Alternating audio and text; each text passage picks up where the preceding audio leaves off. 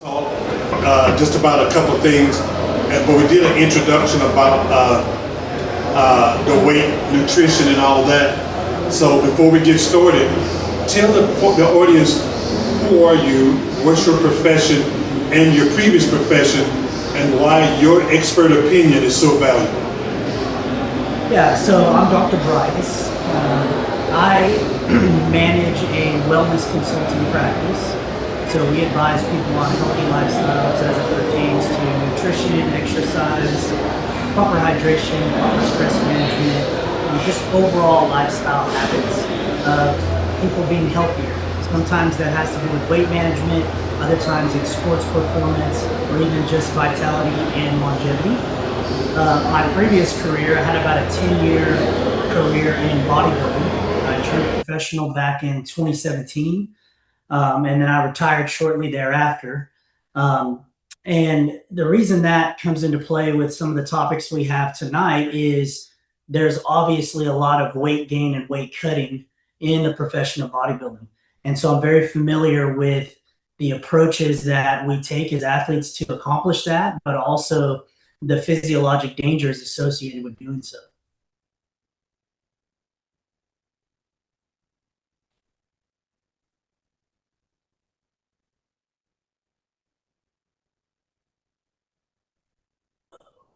I lost you on the sound.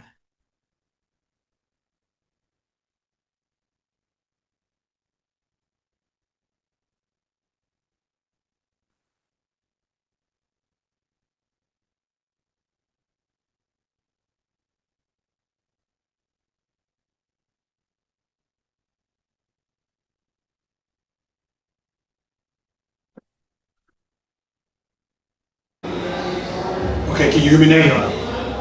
You hear me? Okay.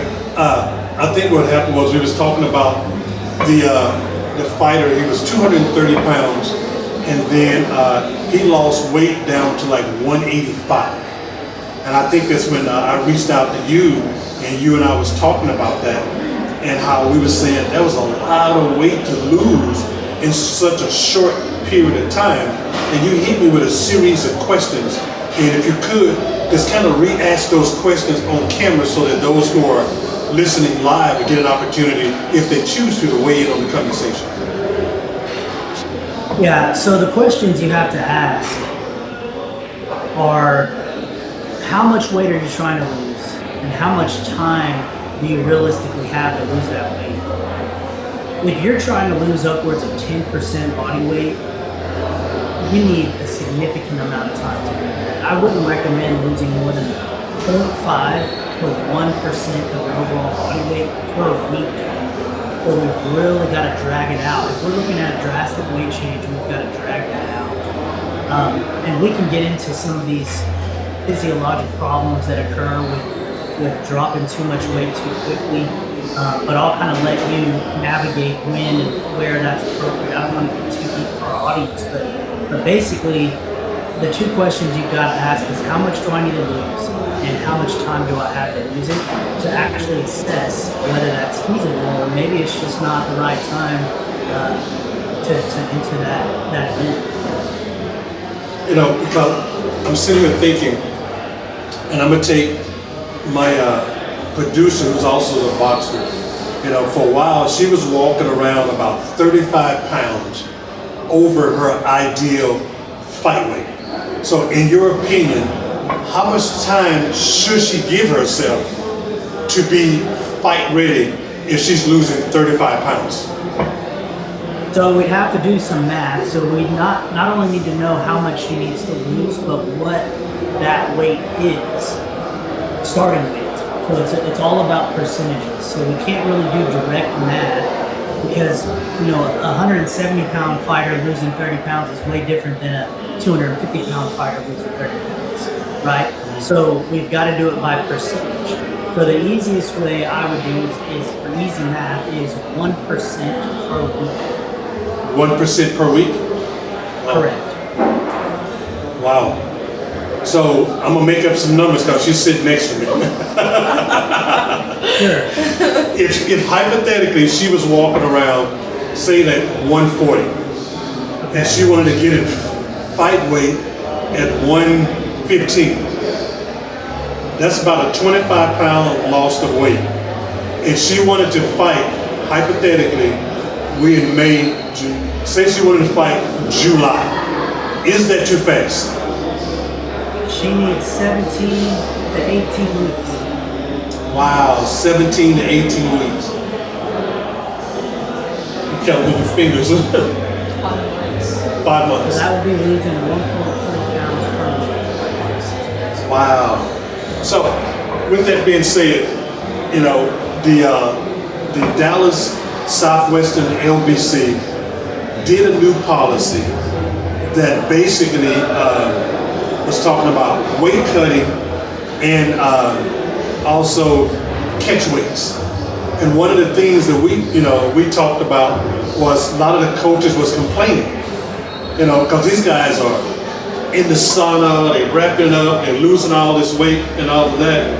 And the question was health, because if you come to the weigh-in and you're still 5 pounds overweight, and now you do all that running, you do all that sweating, do all the other stuff, we was talking, that's not healthy. Absolutely not. And not even that. Even if you could make it out of there without any detriment to your health status, it's just, quite frankly, it's not smart. And from a competitive standpoint, from an athletic standpoint, you are drastically reducing your body's efficacy for being an athlete. You're taking away the edge that you have athletically. You're taking away your strength, your reaction time, your nerve conduction that controls how quickly you can move, how quickly you can think, how strong you are delivering strikes. It's not worth cutting 5 pounds to lose, let's call it 10% of efficacy on everything you've been training. You're training to be faster, you're training to be smarter, you're training to be stronger, quicker, more agile, and when you rob yourself of electrolytes and blood sugar stability and proper nerve conduction, people don't know this, but nerves rely solely on electrolytes. Sodium and potassium are what channel communication, and as we know, the brain is telling the body on a micro level of how to move, how to balance, how to counter, what strike. And if you're not in an optimal state with proper electrolyte balance, then you're taking the efficacy down, and everything that you trained for, you're kind of throwing it away. Wow. So when I'm thinking about this, let's just say the fighter shows up, he or she, well, you know what, I'm gonna say he first. The fighter shows up and he's 3 pounds overweight. Is there such thing as a smart way to lose weight in an hour, 2 hours, or should he just discuss a catch weight? No, so when we're dealing with about 3 pounds, I think that's a reasonable amount to lose in a couple of hours. The first thing I would assess is, when was the last bowel movement? Do we have anything within our GI that we can get rid of? Doing a low-grade laxative that's going to hit quickly, a suppository, would be a way to do that. Now, mindful, you're going to lose some water with that as well, so it's important to finish those electrolytes. But cleaning out the colon if we haven't had a bowel movement that day, then that's definitely a place to start. We can induce urination by taking like dandelion root, like some over-the-counter, very natural ways. That should get you pretty close. I think you could put on a sweatsuit and maybe get in a sauna for a little bit. But how much time are we having between that weigh-in and the match? See, like in the amateurs, they do the weigh-in in the morning, 8, 9 o'clock. Then the fight starts 1:32. So with that, I think in the amateurs it's worse, whereas in the pros, they weigh in on the Friday midday, and the fight is like Saturday night. Yeah. Now, this is talking about men. This is talking about men. I'm thinking women is different. Okay. I think when we're dealing with a couple of pounds, less than 5 pounds, that bowel movement, urination, and sweat is okay. But we've got to have a protocol in play for as soon as you make weight. You can't just start slamming water, because people don't understand that electrolyte balance isn't just, hydration is not just about water, it's about electrolyte balance. So if you completely dehydrate and then rapidly rehydrate, you're making the problem worse, because you're not getting sodium, potassium, magnesium.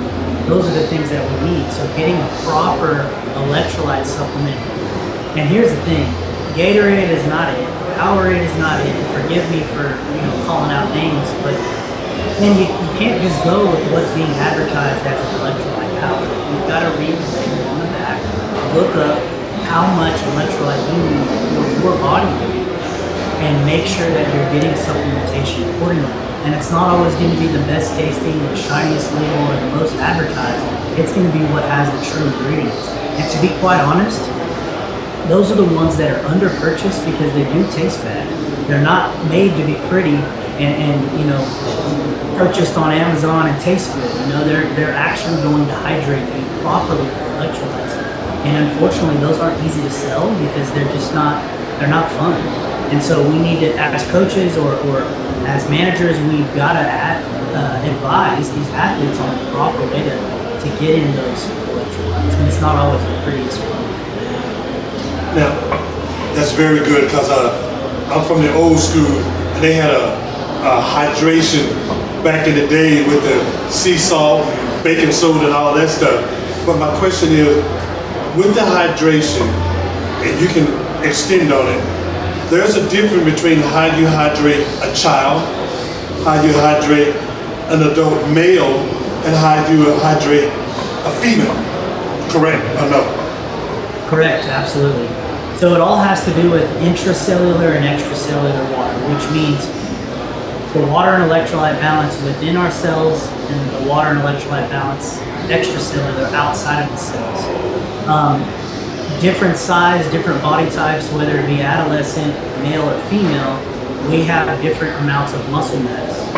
The more muscle mass you have, the more intracellular water that we contain. The lower the body fat percentage, the less extracellular water we have, because there's less fat to hold that extracellular water. So you have to know your weight, your muscle mass percentage, your fat mass percentage to get a proper calculation of how to rehydrate with electrolytes.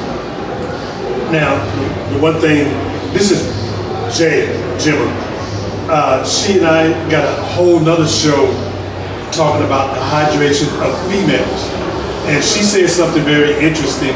She said, if a female is during the cycle period, hydration is different than when she's either pre or post. Now, I say that to say, some of these young fighters, amateur fighters, female fighters, 13 to 17 years old, going to fight pre, post, or during that particular time, but then they got to lose all this weight. And I'm trying to be modest because it's a family show, but I think you know what I'm asking. So we have large hormone fluctuations during the time of menstruation, and estrogen in particular retains water. So that's why women tend to feel bloated and heavier during that time period. And it's really hard to fight nature on that. That is a physiologic shift in hormones, and estrogen draws water no matter what. And so the bloated feeling is real, and the extra weight is real. So that would be a whole other obstacle to work around. And you don't want to jeopardize the health or the proper administration of these young ladies by trying to combat the hormone part of it. So that's something definitely I would consider mapping your cycle with your coach or your manager or your parents and determining, okay, when am I likely going to be menstruating?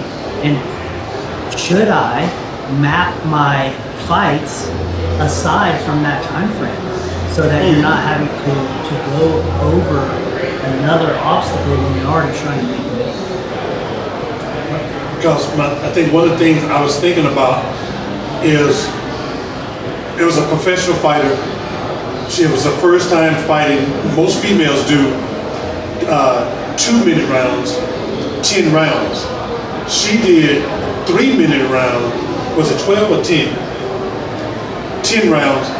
But one of the things she said that caught my attention was, ooh, this has been a rough week. I had to fight during my XYZ. And with that, I'm thinking, okay, first you have to cut weight. First you have to get in shape. Then you have to cut weight to fight. Then you have to rehydrate up for the fight. And then you got to go an extra 1 minute for 10 extra rounds. And after the fight, you saw the physical fatigue. And my first mind thought like, wow, I wonder what sidebar effect happened during that time period. Yeah, that's tough. That's tough. That's one advantage that males have. We don't have to worry about that part of it. Right. And I mean, if you think about it, that time period, if you were to try to schedule your fights around that, you're losing 25% of the calendar. You know, 1 out of 4 weeks, pretty much. So that's a lot to work around. And bottom line, that's going to be applicable to everything that we're talking about. I would advise fighters to walk around much closer to their fighting weight. If we could only have to cut 4 or less percent, so not up to 5 to 10% of overall body weight, but if we could stay in those low single-digit numbers of weight cutting, I think things would work a lot better for us.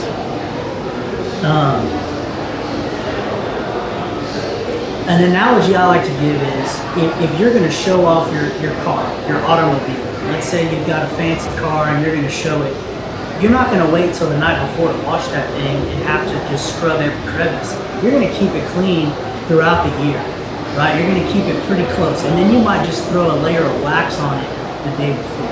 Well, I think that's what we should do as athletes is we're pretty darn close to that fighting weight, and you're just going to be much better that way anyway. If you're training at the weight you're going to fight or within 5%, then when you have to knock off a couple of pounds, you're going to feel the same as you felt 8 weeks before, 12 weeks before, and you know, that would be like,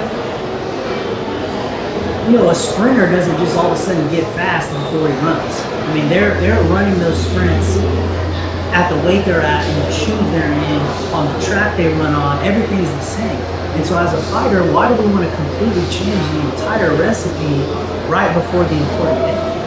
To me, that's just counterproductive. And I know that there's more that goes into it. I'm not a fighter myself, so I can't speak on that, but I think we could meet somewhere in the middle where we're not having to do a drastic change to keep you healthy, and I think you have more of an edge on these fighters that are cutting much more weight. Right, because I was going to say, we got about 10 more minutes, 12 more minutes left. I was going to say real quickly, I'm going to say a number and give me a plus or minus weight. For example, if someone is going to fight at 112, what's an ideal walk-around weight if they're going to fight twice a month? Amateur. Twice a month? Twice a month. 115 to 118. Wow. Okay, so 115 to 118. If someone is going to fight at 119? Yes. 119, what's a good weight? 122 to 125. 122 to 125. Okay, now you got those that walk around at 125. I mean, fight at 125. 130 would start to be a little high. But now, what kind of throws it off a little bit is if they're fighting twice a month, I think they need to be within 2 or 3 pounds. They should be able to be at the weight. Because if they're at 125, I mean, if they fight at 125, they should walk around about the 130-ish, you think? Yeah. Okay, if they fight it twice a month. If they fight it once a month, it could be different. Maybe a little more. Okay, so each of the weights, you're saying try to walk around between 5 and 7 pounds? Yes, maybe a little less at that weight, at that little weight. Because 125, you got about 6 pounds. That's 5%.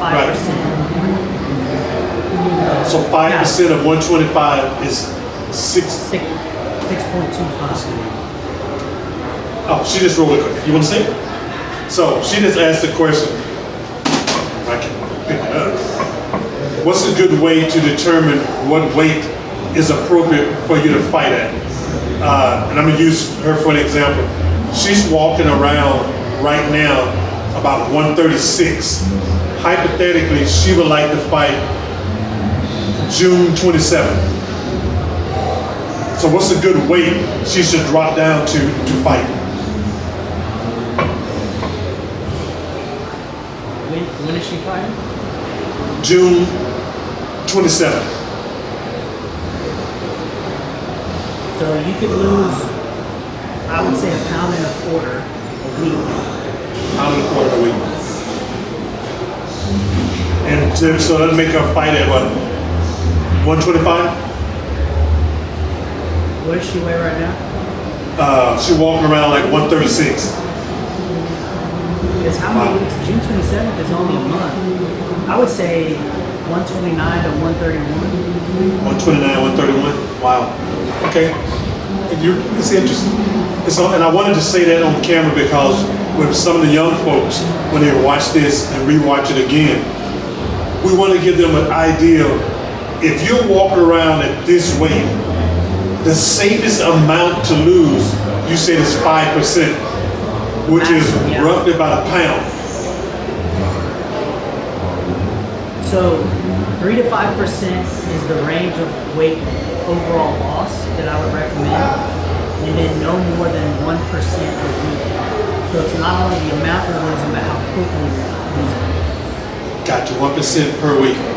And then the next question she said, what are some of the indicators that a weight you're fighting at is not healthy for you? Well, you're going to feel that. Feel Now, that. if you're training, 6 weeks out, and your endurance is on par, your strength is good, your cognitive reaction as you progress into the more stressed areas of training, if you're feeling good, and then you're cutting down weight, and you're fighting and you're feeling bad, energy is crashing, you're starting to get loopy and confused, your strikes are slowing down, your strength is going down, then you know your body is just not functioning properly or adequately at that new weight. Because I comfortably walked around at 115, fighting at 112, but when I was in the ring, I just felt like my performance was not there. And now a year later, not being active, I'm 136 now, so I'm just trying to find the right weight for me. Yeah, so our bodies have what's called a set point, and that's a body weight that we tend to gravitate towards and to develop roots into. And what I mean by that is, you mentioned you're 136 right now. If that is your new set point, that would mean you could go on a 10-day vacation to Cancun and eat the buffet and drink the drinks and come back home, and about a week later, you're going to be right back to 136. Because you may gain 8 or 10 pounds of water weight and junk weight, but your body's going to drift back to 136. Or you could decide, hey, I'm going to be really good and I'm going to lower my carbs, lower my calories, and you could lose 5 or 10 pounds and then go back. You kind of go back to your normal, and your body's going to drift back to that 136. That would be the set. So a fighter should try to fight within 3 to 5% of their set point, but that doesn't mean that you can't shift or recreate that set point over time. So you mentioned you haven't really been in the game for a while. So what I would do is get back into regimented training, dialed in nutrition, and see what your body gets to and where it kind of stabilizes. And then from there, you have a 3 to 5% reduction come fight. that's really interesting. I mean, this is a whole new field for me because this is the first time in my whole adult life I've walked around so heavy, so this is truly going to be an adjustment, but just based on what I've heard and the knowledge that you spoke about, I mean, I think that's a great starting point. I think it's very important for young athletes to know there is a healthy way to do it, and you don't have to kill yourself making it. Absolutely. And I think the biggest thing is just don't be in a hurry. You know, and I'm sure there's pressure from all angles and excitement to want to jump in the ring, but it's like there's going to be another one. Like, don't be in a hurry.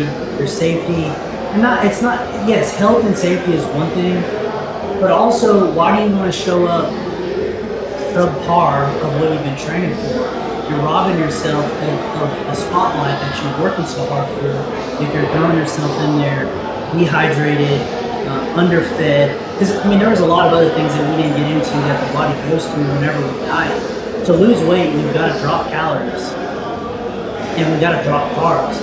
And those two things are the opposite of what the body needs to be going through that type of training and that type of performance.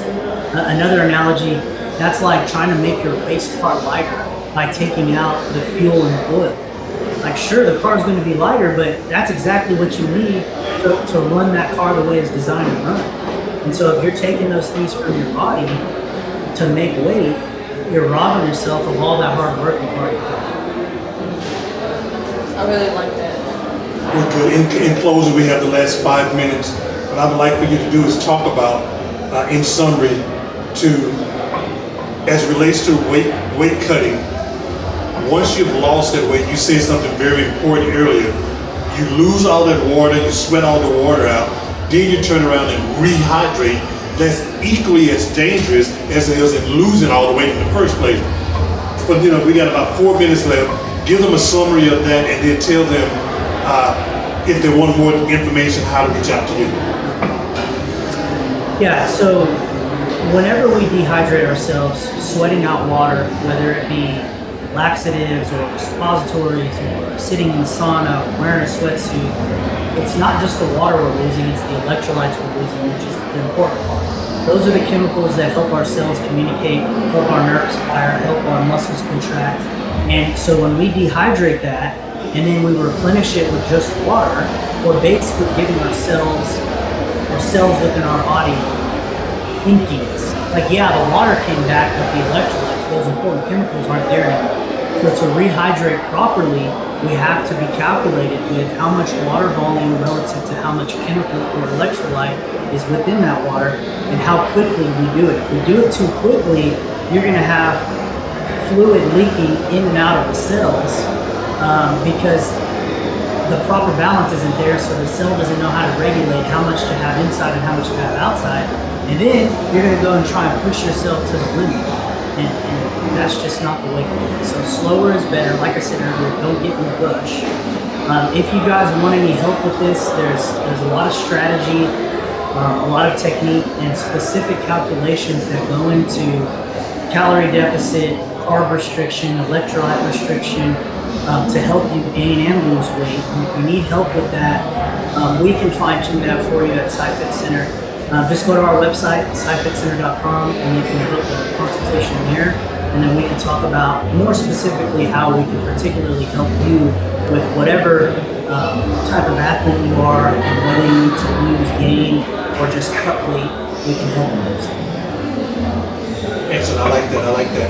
And and purposefully, we talk more about the weight cutting than we did the nutritious. So next, what I like to do is, wow, here's diet. It's a tablet probably diet. But okay, guys, I think it's a tablet powder diet because it went off. But I think this is some good information. I love how you ended it because that was my that was my question. I was like, because traditionally, before I went in the ring, I would probably just eat a banana. I didn't hydrate or anything. I just made sure I ate something light. But wow, it was just like we were on the same wave right there. I was like, wait, I wanted to